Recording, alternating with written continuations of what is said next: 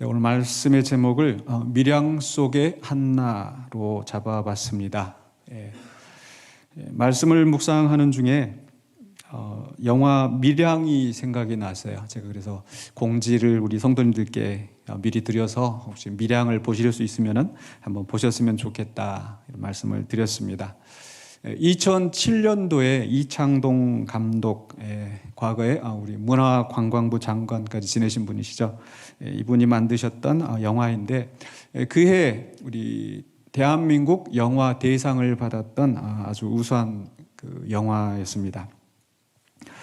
이 영화가 나오게 된 그 동기가 되었던 그 소설이 있는데 바로 그 이청준 씨가 쓴 단편 소설 벌레 이야기에서 아이디어를 얻어서 영화를 만들었다고 합니다. 이창동 감독 얘기로는 이 벌레 이야기 1985년에 나온 이 단편 소설인데 이 벌레 이야기를 읽으면서 그 광주 민주화 항쟁을 떠올리게 되었다. 그래서 이게 이제 생각이 나서 나중에 그대로 한참 있다가 영화로 만들었다 이렇게 표현을 했더라고요. 그렇죠. 그래서 단순한 그런 영화가 아니라 고통을 당하고 있는 사람들에 대해서 조명을 하고 또 우리가 어떻게 살아야 할지를 보여주는 영화인 것 같습니다.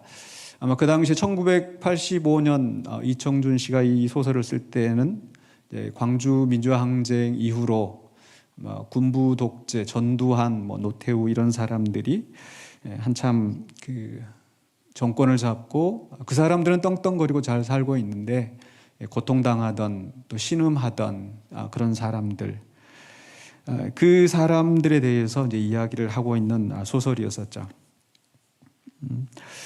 영화 얘기로 돌아가서요. 영화를 구체적으로 지금 다 말씀드리기는 어려울 것 같고요. 다만 이 영화 속에서 나오는 주요 인물들에 대해서만 제가 좀 간략하게 소개를 좀 하고 싶습니다. 먼저 이 전도연 씨, 영화배우 전도연 씨가 주연했던 그 이신혜라는 인물이 나옵니다. 이신혜라는 인물이 바로 이제 남편이 죽고, 남편이 바람이 나서 교통사고로 죽고, 그 사망 보험금을 받아서 이제 빚 다 처리하고 겨우 한 470만 원 남은 돈 가지고 어린 아들을 데리고 남편의 고향 밀양으로 이제 내려옵니다. 거기에서 이제 피아노 학원을 하다가 그런데 그 아들마저 이제 유괴당하여서 그 어린 아들이 유괴당하여서 이제 아주 극단적인 그 슬픔, 고통에 빠지는 이런 인물입니다. 그리고 또 한 인물이 두 번째 인물이 바로 이 송강호 씨가 그 역할을 했었던 이제 카센터 사장입니다. 김종찬이라는 인물인데 바로 이 신혜를 좋아하는 노총각입니다. 그래서 처음 영화 장면 속에서 이 신혜가 길에서 차가 고장이 났을 때 이제 이 김종찬이 나타나서 그 차를 또 고쳐주고 그게 인연이 되어서 이제 굉장히 이제 좋아해가지고 이 신혜를 따라다니는 그런 인물로 나옵니다. 영화 속에서 굉장히 중요한 인물입니다. 세 번째 인물은요, 바로 이 웅변학원 원장인데요. 바로 이 사람이 바로 이 신혜에게 돈이 많을 거라 생각하고 그 아들을 납치하여서 죽게 만들었습니다. 이 신혜에게 극심한 고통을 안겨준 인물이죠. 그런데 이 배우가 사실 이 효자동 이발사라는 그 영화가 있었는데 거기서 이 박정희 역을 맡았던 박정희 대통령 역을 맡았던 조영진 씨였습니다. 그렇기 때문에 이 사람을 아마 캐스팅을 한 것도 상당히 의도적이지 않았었나 하는 생각이 들어요. 어떤 폭력적인 권력자 또는 탐욕스러운 자본가 그런 사람들에 의해서 고통을 당하는 그런 민중 또 보통 사람들의 모습을 또 그려내고 있지 않았는가 하는 생각을 조심스럽게 해봅니다. 마지막으로 네 번째 인물이 있는데요. 바로 이 은혜 약국의 김약사입니다. 이 신혜가 처음 그 밀양이라는 도시에 왔었을 때 그에게 이제 전도를 합니다. 그리고 아들이 죽고 났을 때 또 그 신혜에게 나름대로 그 하나님의 메시지를 전하면서 전도를 하는 그런 사람인데요. 그 사람이 하는 말이 이렇습니다. 내가 약국에서 약은 팔지만 마음의 병은 고칠 수가 없어요. 그것을 치유할 수 있는 것은 오직 하나님 사랑밖에 없습니다. 이렇게 이제 시내에게 하나님을 소개하고 하나님을 권유합니다. 그러면서 이제 하는 말이 그 햇볕도 주님의 뜻이다. 왜냐하면 이 시내가 그 자기 아들이 죽고 나서 그런 고통 속에서 이 약사가 전하는 그런 말이 귀에 들어오지 않죠. 그래서 그 시내가 하는 말이 이런 내용입니다. 만약 하나님이 계시고 하나님의 사랑이 그렇게 크시다면 왜 우리 준이를 그렇게 처참하게 죽게 내버려 두셨는지, 어린애가 무슨 죄가 있다고. 그때 그 약사가 모든 것은 다 주님의 뜻이 있다. 햇볕에도 주님의 뜻이 있다. 그래서 이 햇볕이라는 게 이 영화 속에서 굉장히 중요한 의미가 있거든요. 그 밀양이라는 그 영화 제목도 그 비밀 밀자, 볕 양자를 써가지고 밀양이다. 그래서 영어 제목이 Secret Sunshine.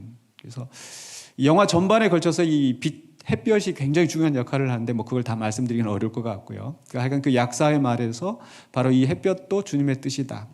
그때 이 시내는 그것을 받아들이지 못하고 이건 그냥 햇볕이다. 이게 여기에 무슨 주님의 뜻이 있냐, 하나님의 뜻이 있냐라고 냉소적으로 나갑니다.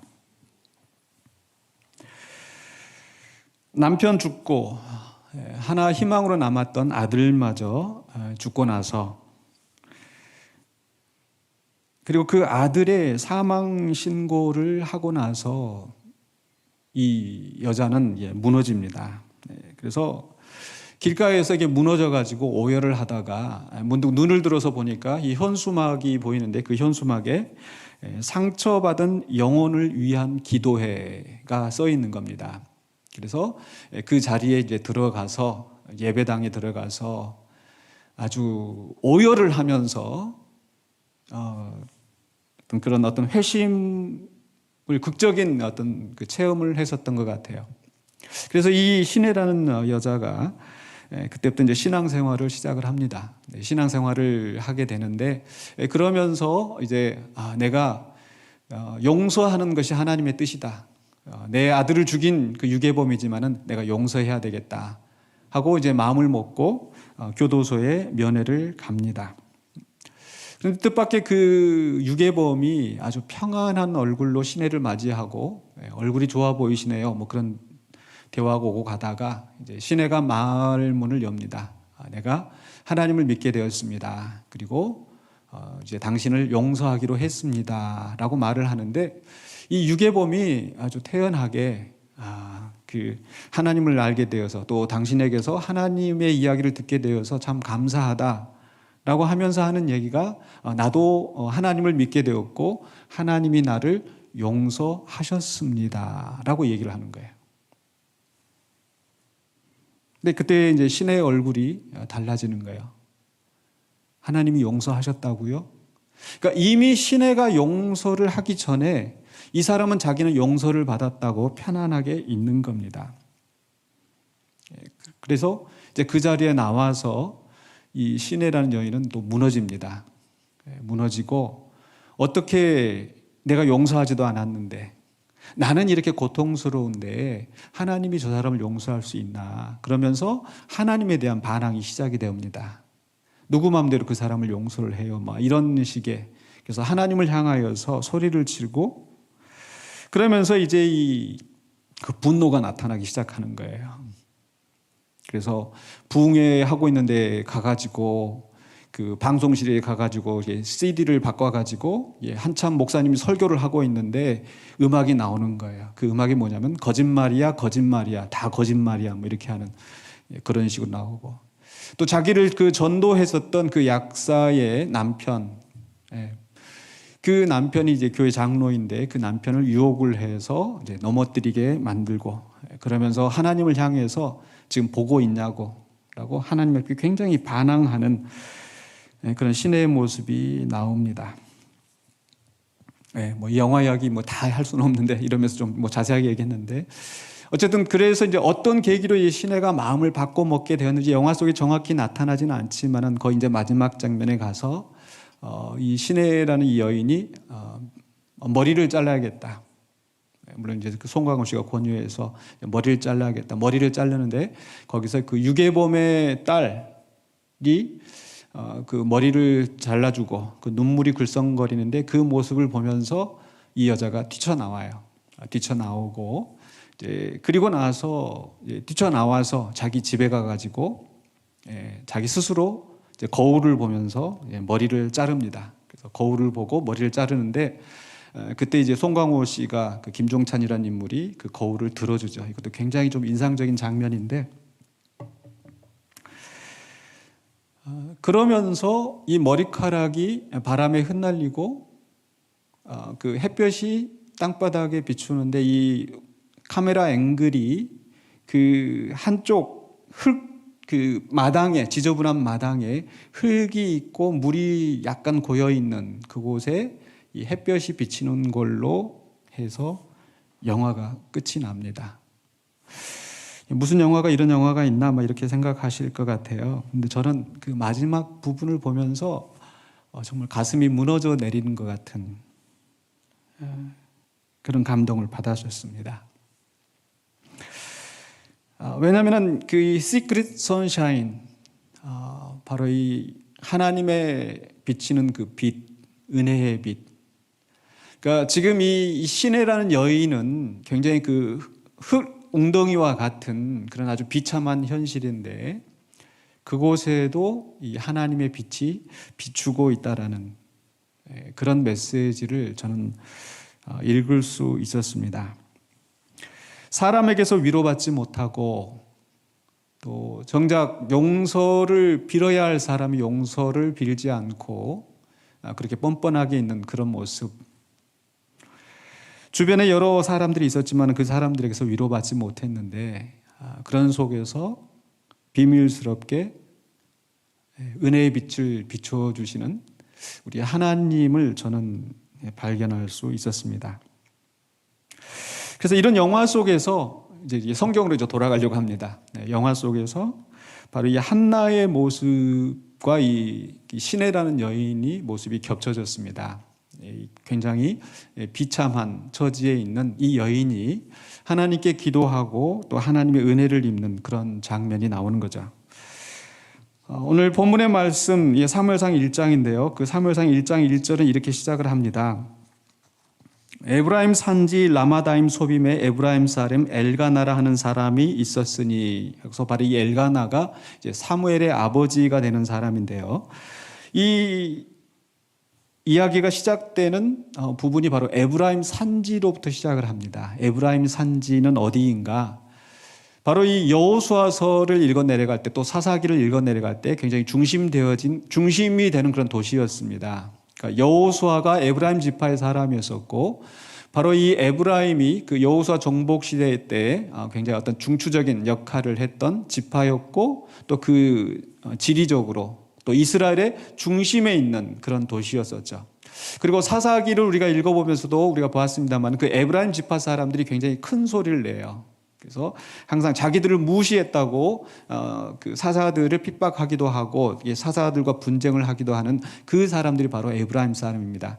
어떻게 보면 양지에 있는 굉장히 힘이 있는 그런 사람들이죠. 그런데 이 사무엘서 전체를 보면은요, 이 에브라임에서 시작해서 이제 중간에 9장, 10장으로 갈 때는 이 베냐민, 그러니까 에브라임 지파보다 약간 밑에 있는 조그만한 그 지파가 바로 베냐민 지파이고 그 베냐민 지파 바로 밑에가 이제 남쪽 그 유다 지파가 나옵니다. 그래서 에브라임 지파에서 시작해서 9장, 10장에서는 이 베냐민 지파에 나오는 사울의 이야기로 넘어가다가 이제 16장에 가서는 이제 유다 베들레헴 다윗의 이야기로 넘어가는 거죠. 그래서 과거 여호수아 시대 때부터 이제 힘을 가지고 있었던 에브라임 지파에서 그 힘이 이제 유다 베들레헴으로 이동하는 그런 큰 흐름이 이 사무엘서에 나타납니다. 그리고 3절에 보면 이제 실로라는 그 장소도 나오는데 이 실로라는 것도 이제 그 당시에 굉장히 그 중심이 되는 도시, 바로 종교적인 중심지였습니다. 그러니까 에브라임의 어떤 정치적인 중심 그 영향력을 행사했다고 한다면은 이 실로라고 하는 것은 종교적인 중심지였는데 이 종교적인 중심지에서 이제 나중에 사무엘 하로 넘어가면은 예루살렘으로 그게 바뀌게 되는 거죠. 제가 너무 자세하게 설명하는지 모르겠는데 하여간 이런 그 전체적인 큰 흐름이 있다는 것 여러분 염두에 두시고요. 자, 이 엘가나라는 사람이 등장을 하는데 이 엘가나는 바로 에브라임 사람이다라고 이렇게 소개가 되어 있는데 사실은 역대상 6장에 보면은 이 사람은 에브라임 지파 사람이 아니고 레위 지파 사람이에요. 고앗 자손의 그 고앗 자손이기 때문에 제사장 계열에 속하는 사람인데 바로 이 레위인들은 각 지파의 땅에 흩어져 있었기 때문에 이제 에브라임 사람이라고 하는 것은 에브라임 땅에 살고 있는 그 사람이란 그런 의미입니다. 1장 2절에서 이렇게 소개하고 있습니다. 그에게 두 아내가 있었으니 한 사람의 이름은 한나요, 한 사람의 이름은 브닛나라. 두 아내를 데리고 있습니다. 왜냐하면 먼저 한나와 결혼을 했을 것 같은데 그 한나에게 자식이 없었기 때문에 아마 두 번째 브닛나를 얻지 않았었을까. 그래서 브닛나와 한나를 소개합니다. 브닛나에게는 자식이 있고 한나에게는 자식이 없었더라. 아마 그 뒤로 내용은 아마 여러분들이 어느 정도는 아마 익숙하실 거라고 생각을 하는데 이 1장의 말씀 속에서 제가 이야기 흐름에 따라서 말씀을 드리기보다는 이 인물별로 좀 조명을 했으면 합니다. 첫 번째로 이 브닛나가 등장을 하는데요. 이 브닛나는 자식이 있는 사람이다. 그런데 그 자식이라고 하는 게 한 자식만 있는 게 아니라 많은 자녀가 있었던 것 같습니다. 왜냐하면요, 바로 사무엘상 1장 4절로 5절에 보면 이런 말씀이 나옵니다. 엘가나가 제사를 드리는 날에는 제물의 분깃을 그의 아내 브닛나와 그의 모든 자녀에게 주고 이렇게 기록하고 있죠. 그러니까 그의 모든 자녀. 그러니까 한 자식만 한 아들만 있는 게 아니라 딸도 있고 아들도 있고 여러 자식이 있는. 그러나 세상의 눈으로 보면 굉장히 유복한 위치에 있는 그런 사람이었던 거죠. 그런데 한나에게는 자식이 없었습니다. 브닛나에게는 여러 자식이 있었지만은. 그런데 그 브닛나가 어떻게 했는가? 6절에 보면 이렇게 되어 있어요. 여호와께서 그에게 임신하지 못하게 하심으로.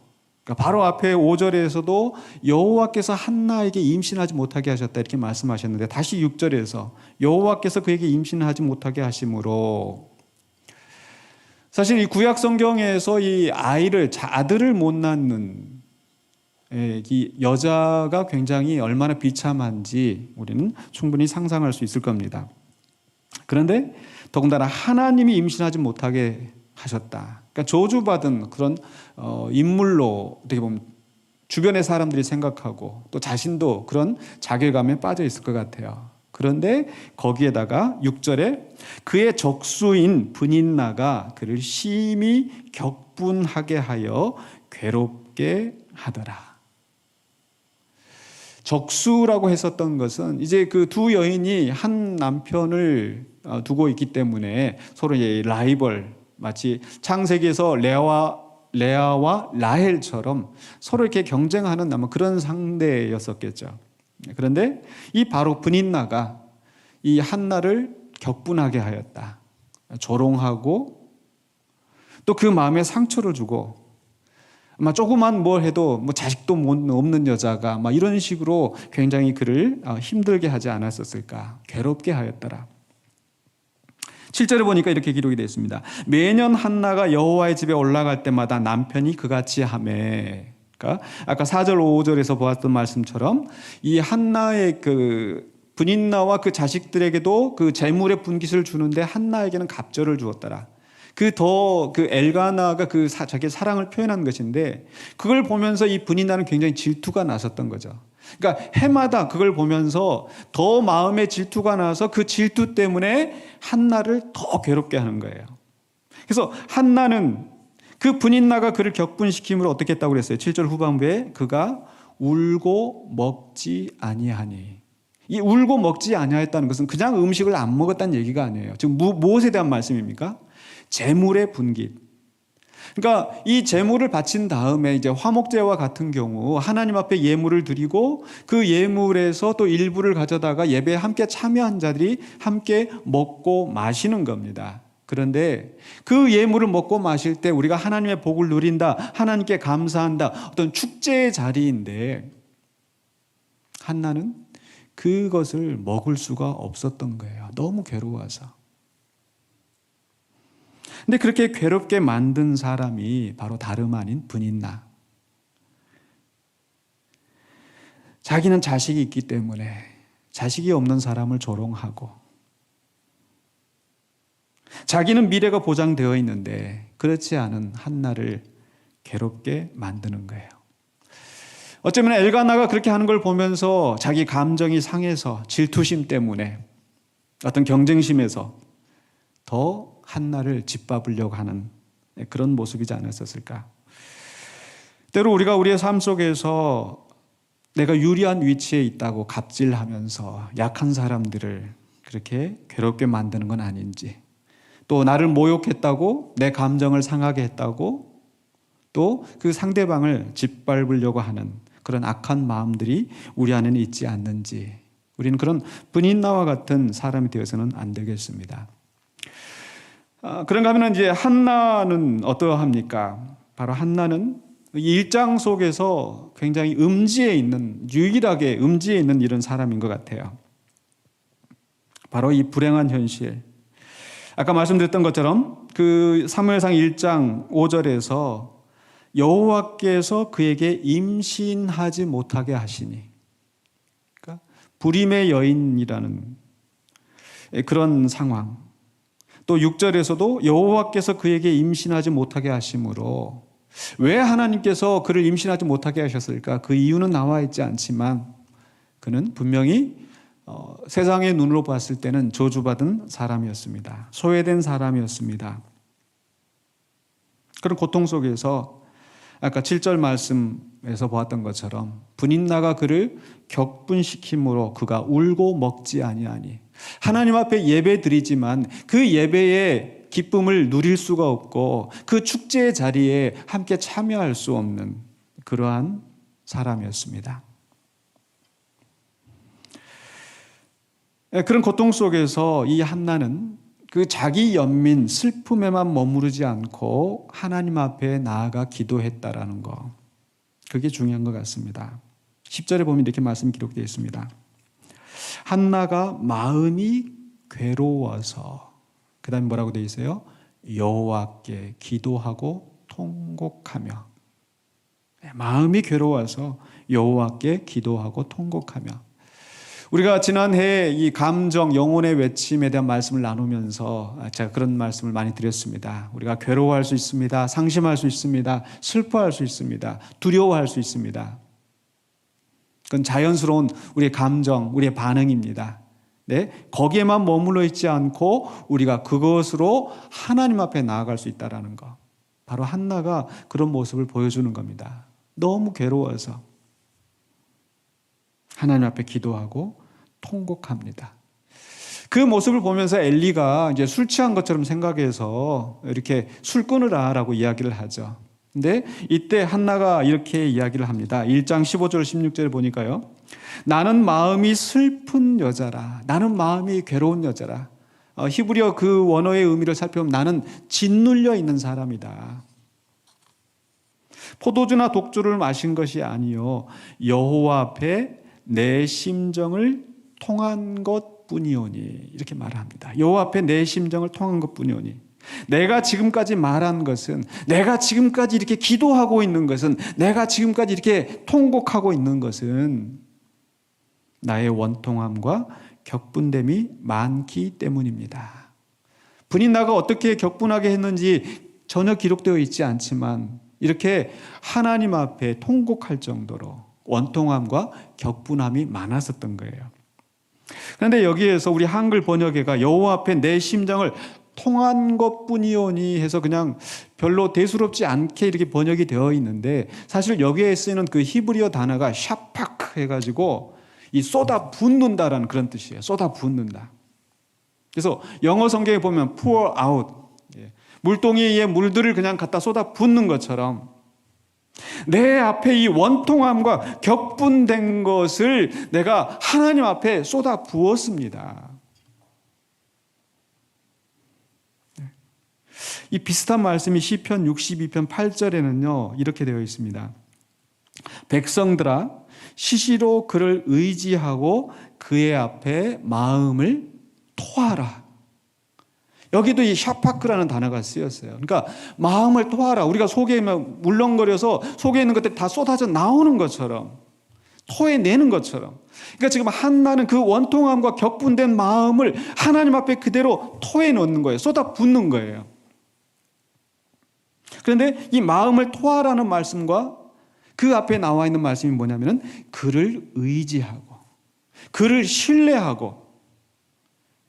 그러니까 우리가 누군가를 믿을 때 그 내 마음을 털어놓지 않습니까?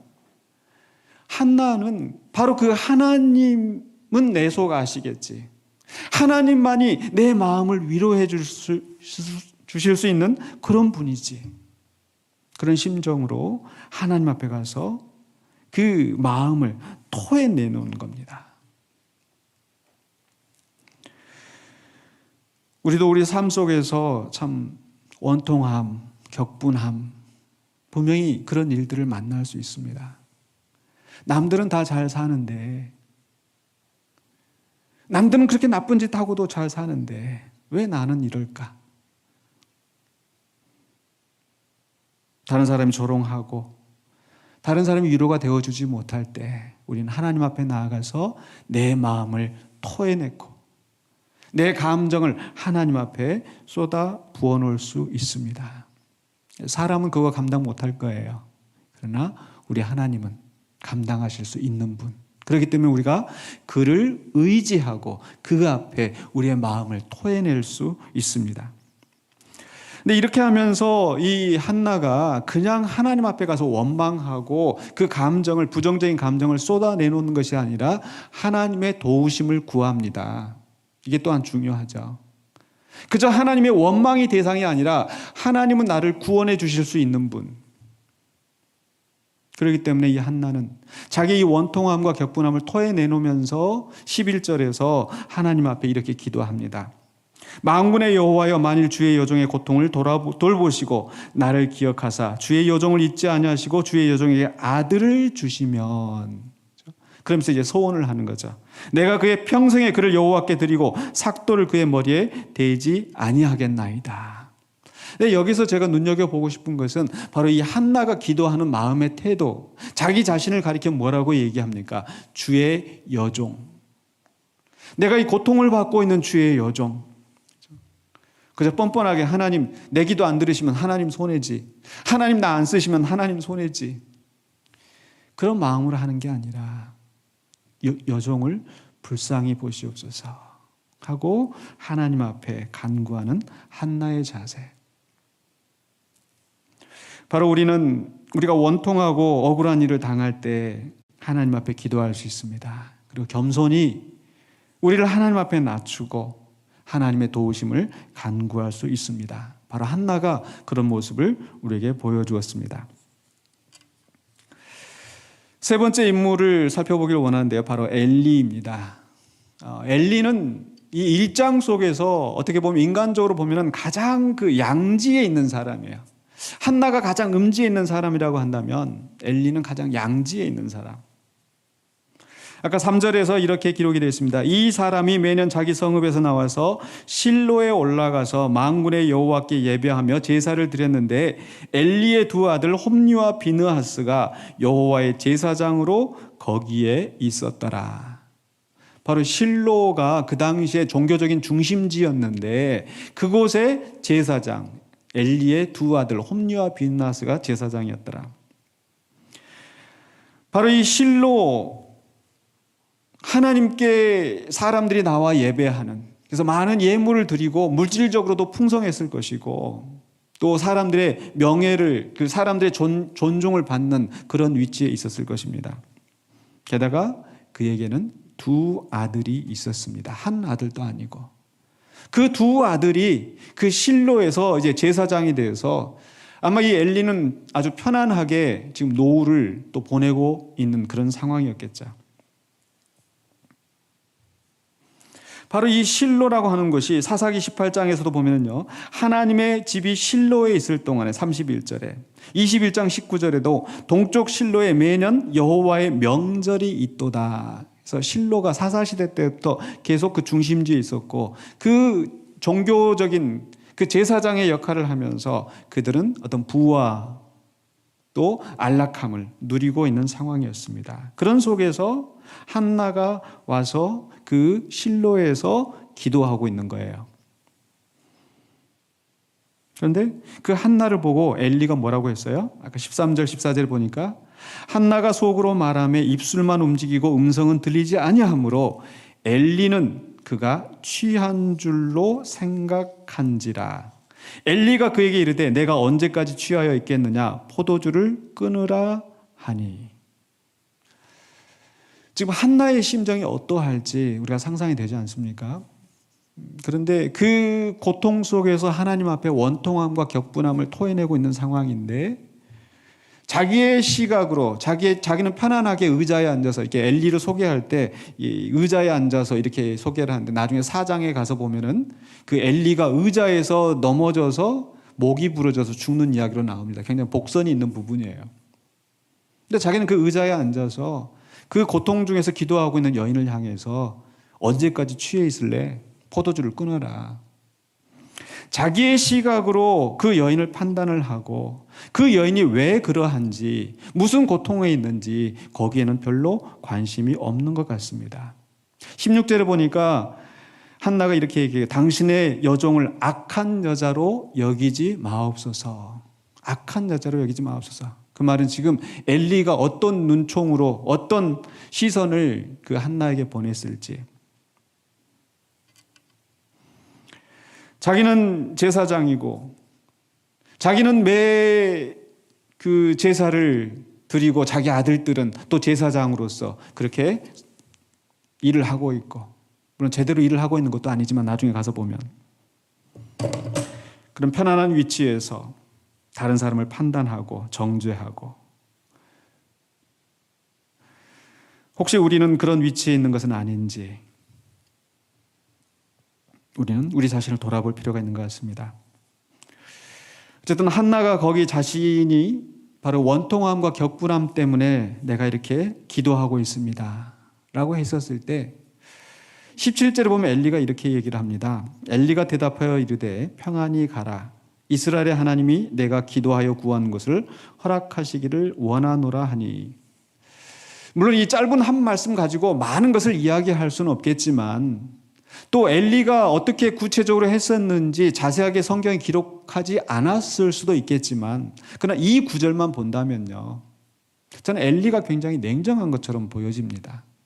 물론 말은 평안히 가라. 하나님이 구하는 것을 허락해 주시길 원한다. 네가 구한 것을 하나님이 허락해 주시길 원한다. 좋은 축복의 말이지만 사실 바로 16절에서 이 한나가 원통함과 격분함 때문에 내가 지금 이러고 있습니다라고 한다면 사실 좀 제대로 하려면 어떻게 했었어야 됐을까요? 도대체 무엇이 그렇게 원통한지, 무엇이 그렇게 격분되어 있는지 좀 들어보고 좀 위로하고 근데 너무 쉽게 평안히 가라 그렇게 보낸 것은 아닌지. 근데 나중에 보면은 결국 이 한나가 이제 아들을 낳지 않습니까? 그게 바로 이제 사무엘인 거죠. 그런데 바로 이 엘리가 선언했던 내가 기도하여 구한 것을 허락하시기를 원하노라. 엘리가 그렇게 선언했기 때문에 응답을 받았을까요? 그 뒤에 보면 전혀 그런 말씀은 나오지 않습니다.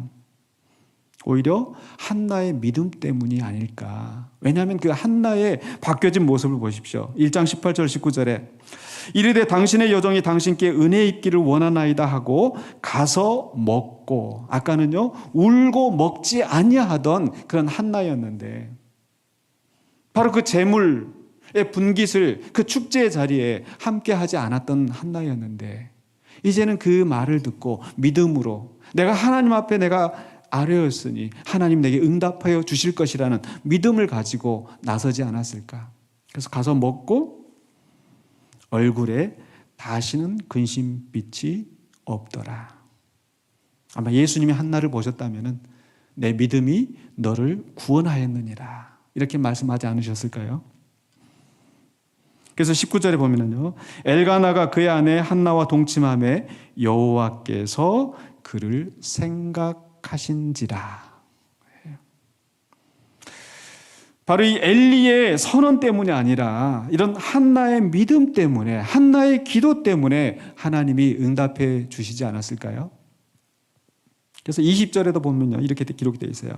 한나가 임신하고 때가 이름에 아들을 낳아 사무엘이라 이름하였으니 이는 내가 여호와께 그를 구하였다 함이더라.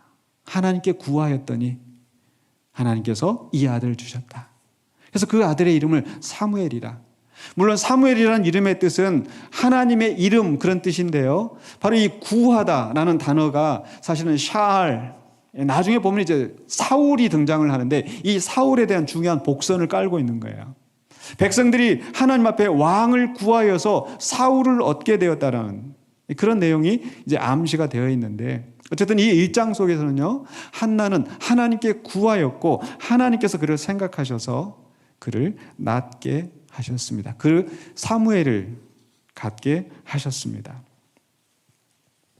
오늘 엘리의 모습 속에서 우리는 어떤 그런 종교인의 자리에 있기보다는 좀 더 적극적으로 이 이웃의 고통에, 다른 사람의 아픔에 동참하는 모습이 되어야 되지 않을까 하는 생각을 해봅니다. 바로 그러한 인물이 있습니다. 마지막으로 소개하고 싶은 바로 엘가나입니다. 사실 사무엘의 어머니 한나는 아마 많이들 기억하실 텐데 그 아버지는 아마 이름을 잘 모르실 것 같아요.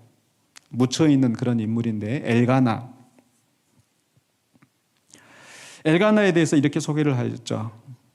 4절 5절에서 엘가나가 제사를 드리는 날에는 제물의 분깃을 그의 아내 브닌나와 그의 모든 자녀에게 주고 한나에게는 갑절을 주니. 왜 갑절을 줬을까요? 이는 그를 사랑함이라. 그러나 여호와께서 그에게 임신하지 못하게 하시니. 하나님이 임신하지 못하게 한 여인, 아들을 낳아줄 수 없는 여인, 아마 보통 남자들 같으면 아마 쉽게 한나를 외면하지 않았을까요? 그러나 엘가나는 여전히 한나를 사랑하고 한나를 극진히 대접을 합니다.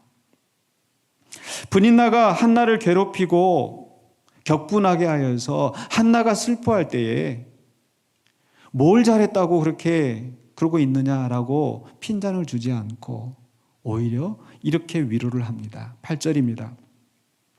그의 남편 엘가나가 그에게 이르되 한나여 어찌하여 울며 어찌하여 먹지 아니하며 어찌하여 그대의 마음이 슬프냐.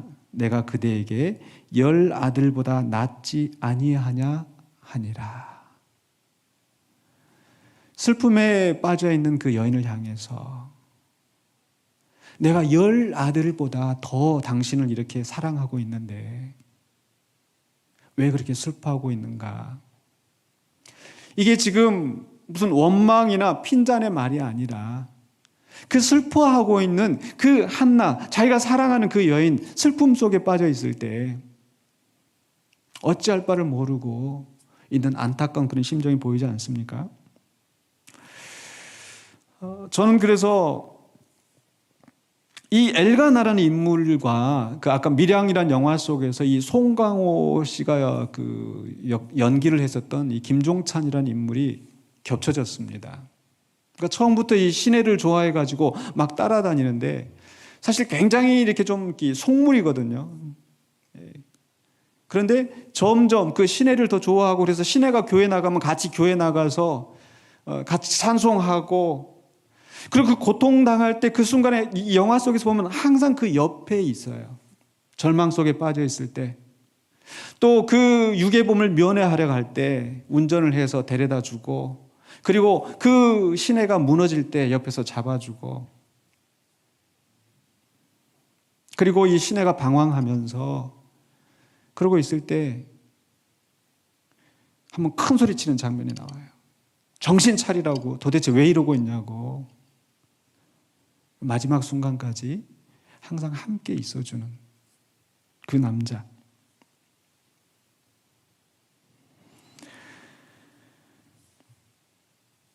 바로 이 엘가나가 그러했었습니다. 아이를 못 낳아주니까 내게 필요 없는 여인 이렇게 내치지 않고 여전히 더 마음 상하지 않도록 어떻게 하면 더 위로가 될까. 그런데 이 한나가 기도해서 응답을 받았을 때 이 엘가나의 심정은 어떠했을까요? 아마 누구보다도 더 기뻐하고 내가 사랑하는 여인이 이제 하나님께서 그 여인을 생각하셔서 아이를 낳게 하셨는데 그것도 내 아들이기도 하잖아요. 얼마나 행복했을까요?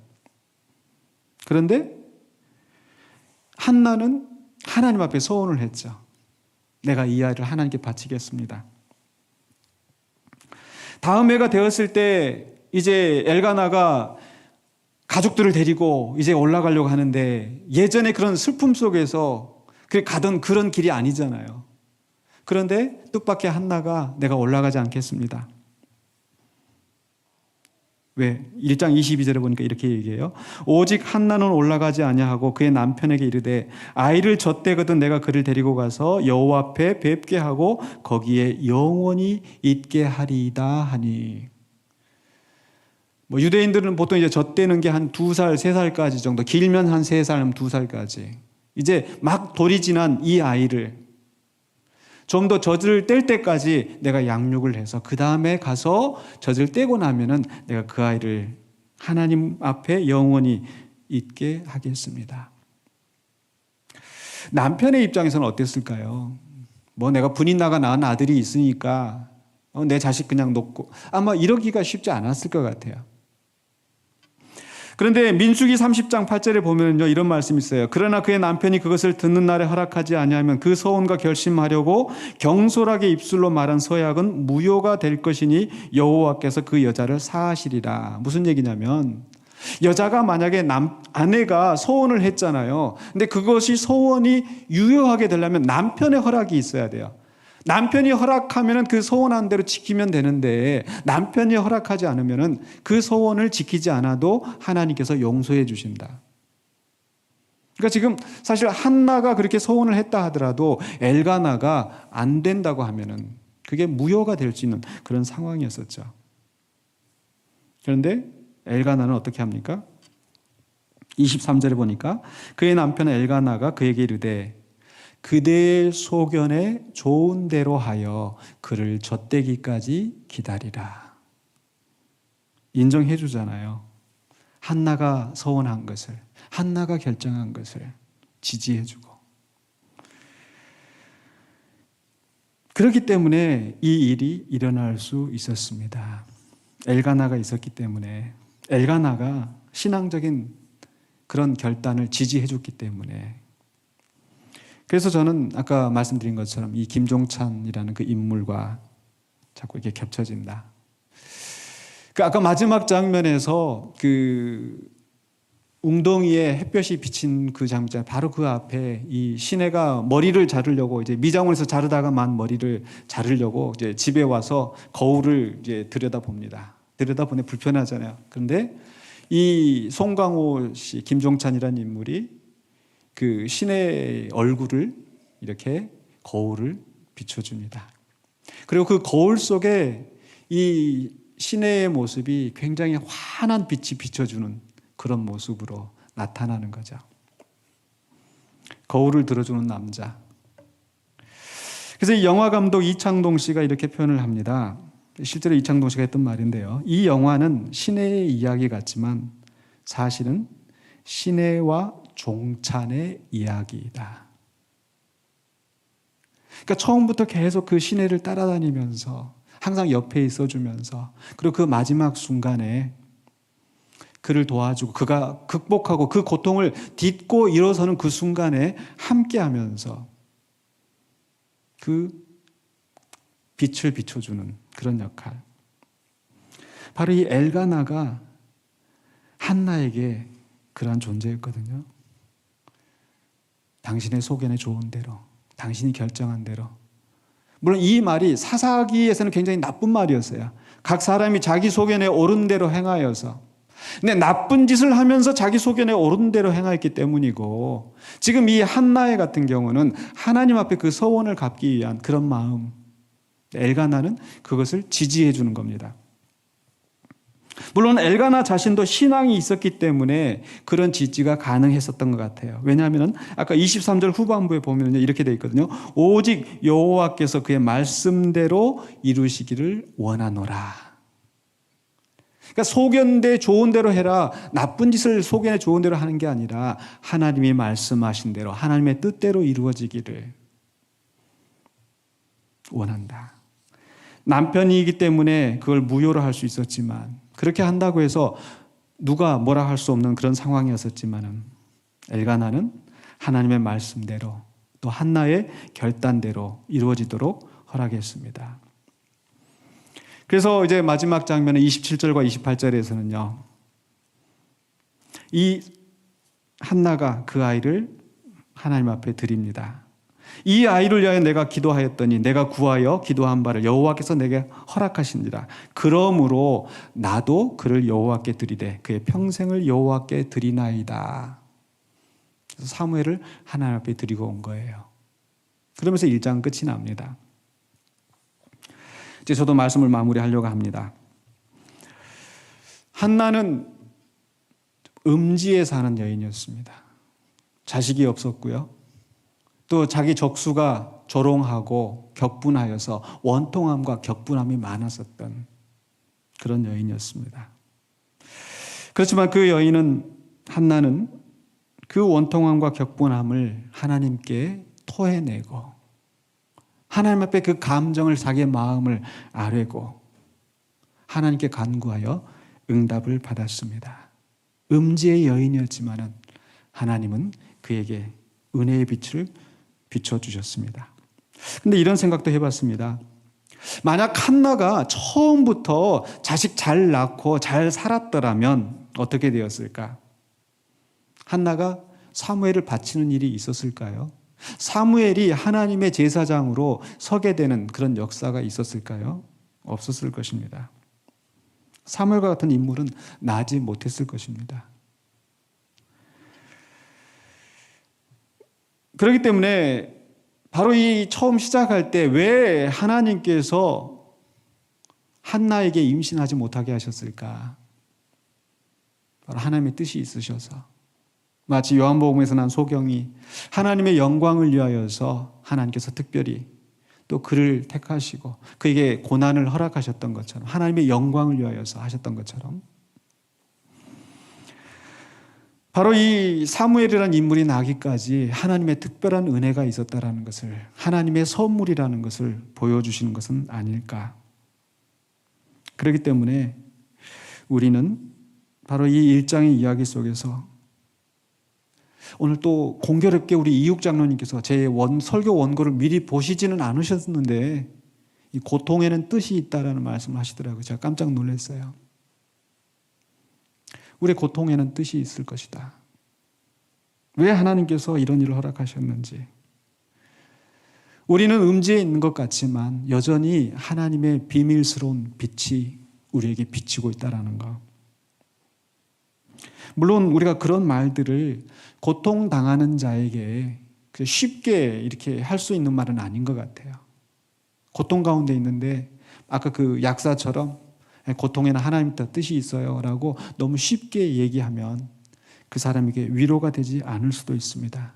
그렇게 고통당하는 사람이 있으면 뭔가 하나님 뜻이 있을 거야, 잘 될 거야 이렇게 말하기보다는 정말 그 아픔에 공감하면서 함께 사랑으로 감싸주는 그런 태도가 되어야 되지 않을까요?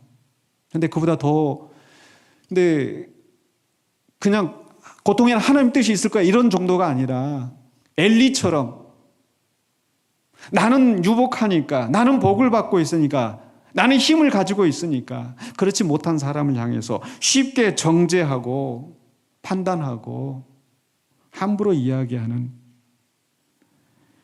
그런 무익한 종교인이 되지 않아야겠습니다. 사실 이 사회에 좀 고통받는 사람들에 대해서 때때로 그 종교인들이 너무 쉽게 말하는 것을 보게 됩니다. 광주 민주화 항쟁이 일어났을 때 저것들은 빨갱이, 저 폭도 이렇게 하는 소리부터 시작을 해서 또 세월호로 인해서 어린 영혼들이, 어린 생명들이 목숨을 잃고 그런데 강단에서 왜 가난한 동네 애들이 제주도로 여행을 가냐는 등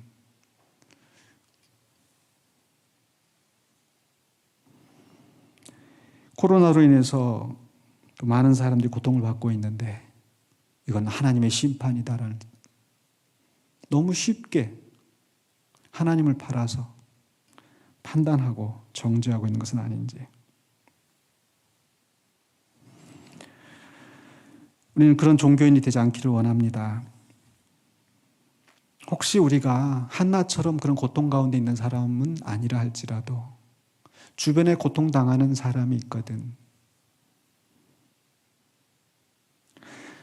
그것도 신기하게 오늘 우리 또 이육 장로님 기도를 해주셨어요. 예. 아픈 사람들과 함께 아파하고 우는 자들과 함께 울어주고. 바로 로마서 12장 15절에 즐거워하는 자들과 함께 즐거워하고 우는 자들과 함께 울라고 말씀하지 않으셨습니까? 엘가나가 그랬었거든요. 한나가 슬퍼할 때 같이 슬퍼하면서 왜 이렇게 슬퍼하고 있는가? 밀양이라는 영화 속에서 김종찬이라는 인물이 그러했었고, 그런데 바로 우리 예수님이 그런 모범을 보여주셨습니다. 고통당하고 있는 우리 인간을 구원하시기 위해서 친히 육신의 몸을 입으시고 우리가 아파하는 것을 같이 느끼셨기 때문에, 그 우리가 고통당하는 것을 직접 겪으셨기 때문에 누구보다도 우리를 긍휼히 여기시는 우리 예수님. 그리고 실제로 그의 삶 속에서 부유한 자들과 힘 있는 자들과 함께하기보다는 소외당한 자들, 가난한 자들, 아픈 사람들을 함께하면서 그들을 위로하시고 친구가 되어주셨던 바로 우리 예수님. 그런가 하면 바리새인들은요, 높임을 받기를 원하고 자기들은 경건하고 거룩하고 그 사람들로 말미암아 더럽힘 당하지 아니하고 이렇게 했던 그런 사람들, 바로 엘리와 같은 그런 사람들이 바로 바리새인들이었습니다. 여러분, 어떤 사람들이 되길 원합니까? 바리새인과 같은 종교인이 되지 않으셨으면 좋겠습니다. 저 자신에게도 하는 말이고요. 예수님처럼 예수님을 닮은, 그래서 그리스도인, 크리스찬, 예수님이 가셨던 것처럼 약한 자들과 없는 자들과 소외된 자들과 고통당하는 자들과 함께 울어주고 하나님의 은혜의 빛이 비춰질 때에 혹시 그 은혜의 빛을 느끼지 못하고 소외되어 있는 그 사람들에게 마치 그 밀양의 영화의 마지막 장면에서 김종찬이 했던 것처럼 그 빛을 그 고통당하는 사람에게 비춰줄 수 있는 그런 사람이 되어야 되지 않겠습니까? 예수님께서 세상의 빛으로 오셔서 우리에게 하나님의 은혜의 빛을 비춰주시기 때문에 우리는 바로 예수님 말씀하신 대로 세상의 빛이 되어서 우리의 거울을 들어서 하나님의 은혜의 빛을 다른 사람들에게 비춰줄 수 있는 그런 선한 사마리아인으로서 살아가시는 저와 여러분 되시기를 주의 이름으로 간절히 축원합니다. 기도하겠습니다. 거룩하신 아버지 하나님, 은혜를 감사합니다. 우리가 고통 가운데 있을 때 사람들이 위로해 주지 못하고 사람들에게서 이 문제가 해결되지 못하고 더 낙심하고 있을 때에도 여전히 우리에게 은혜의 빛을 비춰주시는 하나님을 믿습니다. 그 하나님 앞에 나아가 우리의 마음을 털어놓기를 원합니다. 올 한 해를 살아가는 동안에도 이런저런 일을 만날 때 모든 순간에 하나님 앞에 나아가 기도하며 하나님께 힘을 얻기를 원합니다. 또한 우리에게 베푸신 그 은혜를 가지고 또 약한 자들, 고통 가운데 있는 자들을 주님의 손과 발이 되어서 우리가 위로하며 치유하며 하나님의 뜻을 이뤄나가는 신실한 주의 백성 되게 하여 주시옵소서. 예수 그리스도 이름으로 기도하옵나이다. 아멘.